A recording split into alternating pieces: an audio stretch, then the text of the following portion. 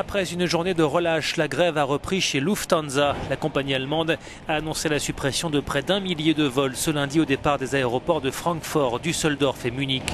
Plus de 100 000 passagers sont touchés par ce mouvement entamé vendredi et qui doit se poursuivre toute la semaine. Cet homme revient du Qatar, il est très remonté. Je ne réserverai plus chez Lufthansa, dit-il. C'est ce que je viens de dire à un représentant de la compagnie. J'ai réservé une place sur un A380 à destination de San Francisco, dit cet Allemand.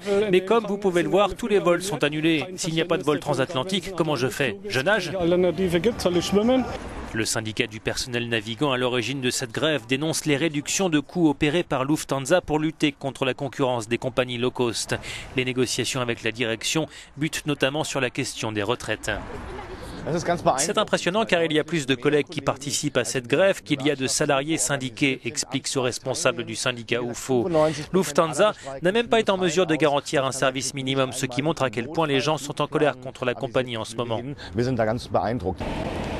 Les conflits sociaux chez Lufthansa n'ont cessé de se multiplier depuis l'an passé. Les pilotes, notamment, ont fait grève 13 fois en l'espace de 18 mois.